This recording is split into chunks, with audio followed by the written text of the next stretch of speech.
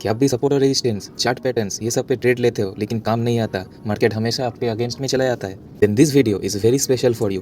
क्योंकि इस वीडियो में हम टेक्निकल एनालिसिस का एक बहुत important part candle stick patterns के बारे में पढ़ेंगे, जिसे अगर आप सपोर्ट और रेजिस्टेंस के साथ अपने चार्ट पैटर्न्स के साथ कॉम्बिनेशन करके आपको अगर मिल गया तो उधर से आप मार्केट में अच्छा खासा मूव कैप्चर कर सकते हो।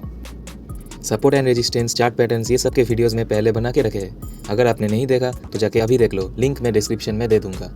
सो hello again guys, welcome to the official channel of top analyst. मैं हूँ अभिरूप।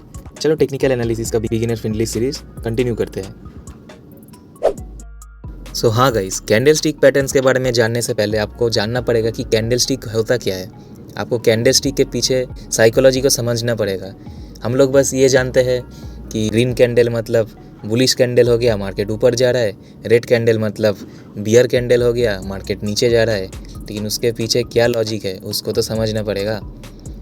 बेसिकली क्या होता है, एक बुलिश कैंडल का ये जो पार्ट होता है ये उसका बॉडी होता है, ठीक है। और नीचे का जो पार्ट है ये इसका ओपन हो गया, प्राइस यहाँ से ओपन हुआ है, फिर ऊपर जाके उधर पे क्लोजिंग दिया है, ये उसका ओपन और क्लोज पार्ट हो गया। ये जो पूरा एरिया है इसको हम लोग कैंडल स्टिक का बॉडी बोलते हैं। और ऊपर का जो ये हाई बनाया है और ये जो लो बनाया है इसको हम लोग कहते हैं वीक। हम लोग शैडो भी कह सकते हैं, हम लोग कुछ भी कह सकते हैं, मैं जनरली इसको वीक कहता हूँ, ठीक है। और बियरिश कैंडल में क्या होता है, जस्ट इसका ऑपोजिट, मार्केट ऊपर ओपन होता है, नीचे क्लोज होता है, बीच का जो एरिया है इसको हम लोग बॉडी कहते हैं। और ये जो पार्ट है ये है उसका हाई और नीचे का जो पार्ट है वो है उसका लो। तो बेसिकली क्या होता है, बुलिश कैंडल में मार्केट का इधर प्राइस सोचो ओपन हुआ 100 रुपया में और इधर पे एक लो बनाया 95 रुपीज़ में, ठीक है। फिर मार्केट इधर से ऊपर जाता है, प्राइस ऊपर जाता है क्योंकि बुलिश कैंडल है, प्राइस ऊपर जाएगा, प्राइस ऊपर जाता है। ऊपर जाके इधर पे एक हाई बनाता है, एकदम हाई 130 बनाता है, सोचो 130 बनाया। फिर उधर पे क्लोज नहीं हुआ, फिर नीचे आया, नीचे आके इधर पे क्लोजिंग दिया, सोचो 125 का, ठीक है। तो बेसिकली क्या हुआ, मार्केट का प्राइस 100 रुपया पे ओपन हुआ, 95 का लो बनाया, फिर ऊपर गया 130 का हाई बनाया, लेकिन वो 130 में नहीं रुका, फिर थोड़ा नीचे आके 125 में क्लोजिंग दिया।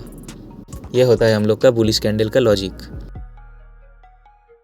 और बियरिश कैंडल में वैसा ही होता है, प्राइस ओपन होता है सोचो 100 रुपया में, फिर एक हाई बनाता है ऊपर 105 में, लेकिन उधर सस्टेन नहीं कर पाता, फिर नीचे आता है, फिर एक लो बनाता है सोचो 70 रुपया का, फिर थोड़ा ऊपर जाता है और क्लोजिंग देता है सोचो 75 का।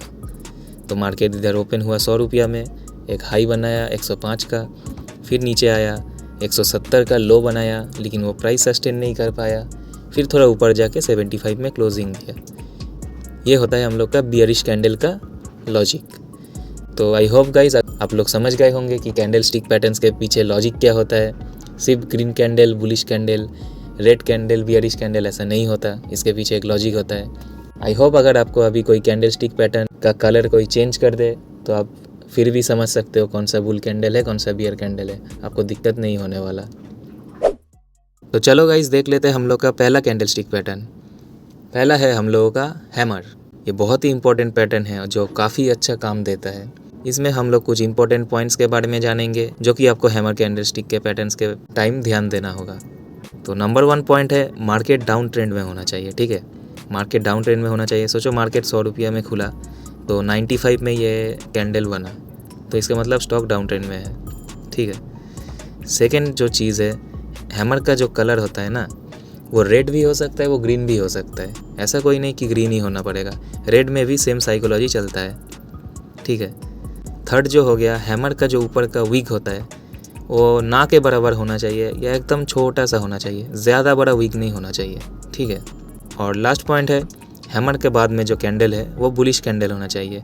और जैसे ही बुलिश कैंडल का हाई ब्रेक होता है तो उधर पे हम लोग अपना पोजीशन बाई करके चल सकते हैं। और हाँ गाइज, ये चीज़ का ध्यान रखना कि हैमर हमेशा बॉटम पे बनेगा, ट्रेंड का एकदम बॉटम पे। हैमर का जो लो होता है ना वो उस ट्रेंड में सबसे नीचे होना चाहिए। उससे पहले कोई भी कैंडल स्टिक का लो, हैमर का कैंडल स्टिक का लो को नहीं ब्रेक होना चाहिए। हैमर सबसे लो में होना चाहिए उस ट्रेंड में, तभी आपका हैमर अच्छे से काम आएगा। बीच में कहीं पे ट्रेंड में आपको हैमर दिखा तो हैमर काम नहीं आएगा गाइस, यह ध्यान रखना। तो चलो बढ़ते हैं अगले कैंडल स्टिक पैटर्न्स पे। तो हाँ गाइस, अगला कैंडलस्टिक पैटर्न है हम लोगों का इन्वर्टेड हैमर। ये जस्ट हैमर का ऑपोजिट है। ये बेसिकली क्या करता है, मार्केट का डाउन ट्रेंड को अप ट्रेंड में कन्वर्ट करता है। और इसका भी सेम चीज़ है, मार्केट डाउन ट्रेंड में होना चाहिए। और इन्वर्टेड हैमर जो है वो रेड भी हो सकता है, वो ग्रीन भी हो सकता है, एक बुलिश इन्वर्टेड हैमर भी हो सकता है, एक बियरिश इन्वर्टेड हैमर भी हो सकता है। इट डजेंट मैटर, यहाँ पर साइकोलॉजी सेम काम करता है। और इन्वर्टेड हैमर का जो विग होता है वो भी ना के बराबर या एकदम छोटा विग होना चाहिए, ये ध्यान रखना। और इन्वर्टेड हैमर के बाद जो कैंडल स्टिक होता है वो एक बुलिश कैंडल होना चाहिए। और जैसे ही बुलिश कैंडल का हाई ब्रेक होता है तो इधर पे हम लोग अपना पोजीशन बाई बना के चल सकते हैं। और सेम चीज़ याद रखना, ये मार्केट का एकदम डाउन ट्रेंड में एकदम बॉटम में बनना चाहिए और इसका जो लो है वो सबसे लो में होना चाहिए। इससे पहले कोई भी कैंडल स्टिक का पैटर्न का लो इस इन्वर्टेड हैमर का लो को क्रॉस नहीं करना चाहिए, ये सबसे बॉटम में बनना चाहिए। तो let's move on to next candle stick pattern. तो हाँ गाइज, अगला जो कैंडल स्टिक पैटर्न है वो है हम लोगों का हैंगिंग मैन। इसमें क्या होता है, मार्केट अप ट्रेंड में होना चाहिए। ये बेसिकली क्या करता है, मार्केट का अप ट्रेंड को डाउन ट्रेंड में कन्वर्ट करता है। और सेकेंड चीज़, मार्केट अप ट्रेंड में होना चाहिए। मतलब सोचो मार्केट 100 रुपया में था तो मार्केट अगर 105 में जाकर हैंगिंग मैन बनाया है तो मतलब स्टॉक अप ट्रेंड में है। ठीक है, हो गया। थर्ड जो चीज़ है वो है हैंगिंग मैन का ऊपर का विग ना के बराबर होना चाहिए या एकदम छोटा सा होना चाहिए, ज़्यादा बड़ा नहीं होना चाहिए। ठीक है, ये भी देख लिया हमने। और हैंगिंग मैन के बाद जो नेक्स्ट कैंडल स्टिक है वो बियरिश कैंडल होना चाहिए। ये याद रखना कि उसके बाद बियरिश कैंडल होना चाहिए। और जैसे ही बियरिश कैंडल का लो इधर पे ब्रेक होता है तो इधर पे हम लोग अपना पोजीशन सेल करके चल सकते हैं। तो हाँ गाइस, बढ़ते हैं अगले कैंडल स्टिक पैटर्न पे। सो हाँ गाइस, अगला कैंडल स्टिक पैटर्न है हम लोगों का शूटिंग स्टार। ये भी बिल्कुल इन्वर्टेड हैमर के जैसा ही है, लेकिन इन्वर्टेड हैमर क्या होता है, स्टॉक का बॉटम पे बनता है, लेकिन ये क्या होता है, मार्केट का ऊपर बनता है। इसके पीछे साइकोलॉजी क्या होता है, मार्केट का अप ट्रेंड को डाउन ट्रेंड में कन्वर्ट करता है, हो गया।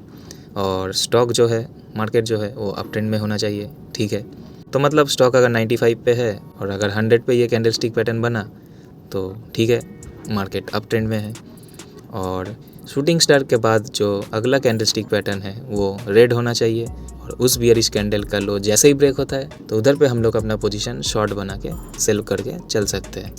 और सेम चीज़ याद रखना, वो जो शूटिंग स्टार का हाई है वो उस अप ट्रेंड में सबसे टॉप में होना चाहिए। उसके पहले कोई भी कैंडल स्टिक पैटर्न उसका टॉप को नहीं ब्रेक करना चाहिए।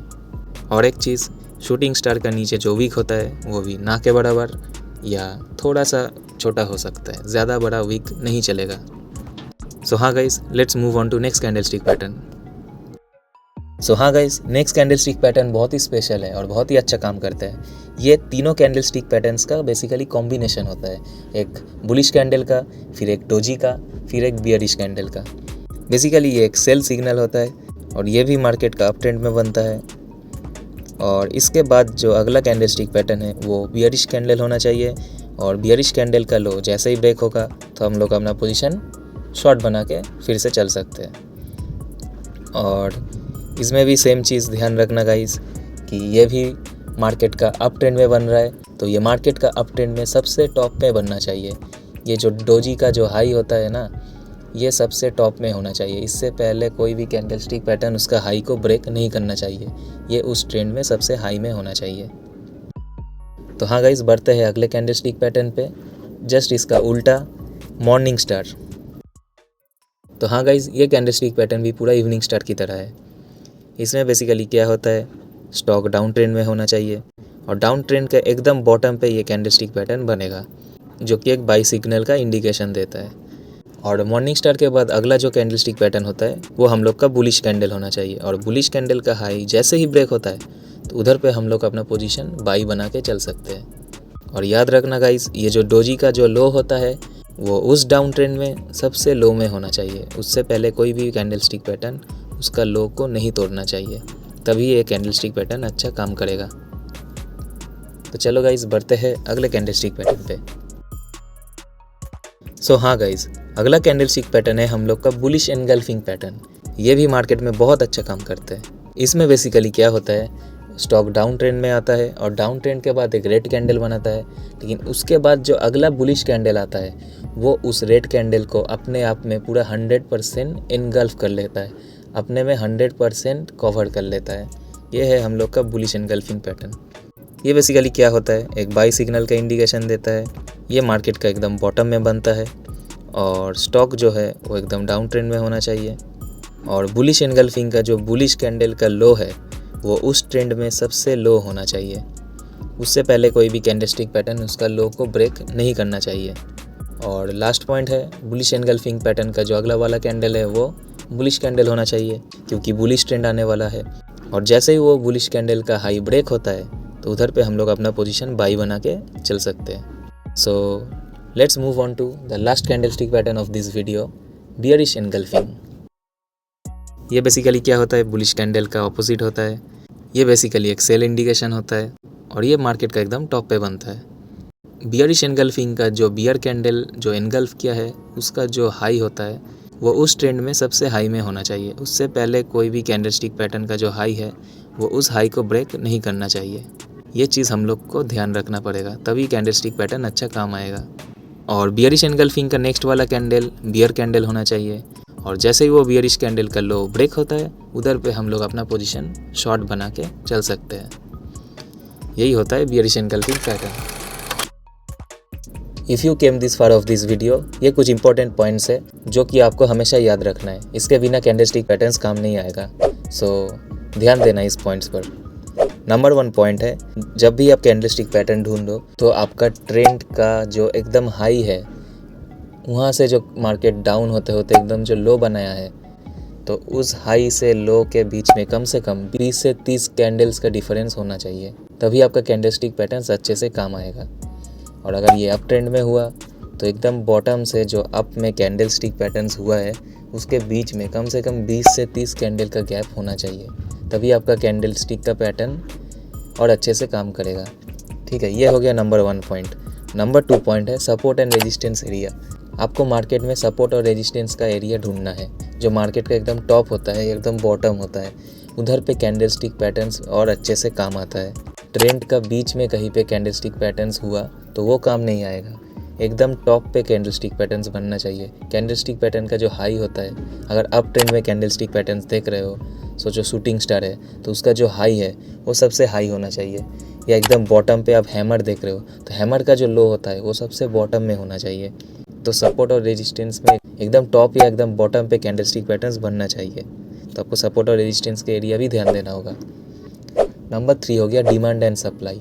आपको डिमांड जोन, कहाँ पे डिमांड आएगा, कहाँ पे सप्लाई आएगा, ये जोन्स आपको पता होना चाहिए। उधर पे कैंडलस्टिक पैटर्न्स अगर आपको मिल गया तो उधर से मार्केट का ट्रेंड चेंज हो सकता है और उधर से आप अपना पोजीशन बाई या सेल में बना सकते हो।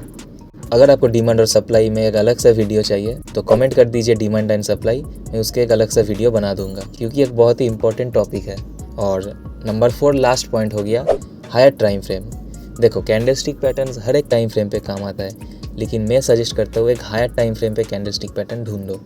कम से कम इंडियन मार्केट के लिए कम से कम 15 मिनट, 30 मिनट या 1 घंटा, और फॉरेक्स मार्केट के लिए कम से कम 2 hours, 4 hours. Okay, like daily chart भी आप देख सकते हो, क्योंकि फॉरेक्स मार्केट हमेशा खुला रहता है तो उसमें थोड़ा हाई टाइम फ्रेम देखना पड़ता है। इंडियन मार्केट में आप 15 मिनट, 30 मिनट, फिर 1 आवर तक भी जा सकते हो, क्योंकि हाई टाइम फ्रेम में अगर आपको कोई कैंडलस्टिक पैटर्न मिल गया कोई ट्रेंड का एकदम टॉप पे या एकदम ट्रेंड का बॉटम में, फिर आप लोअर टाइम फ्रेम पे शिफ्ट करके अपना सही से एंट्री बना सकते हो।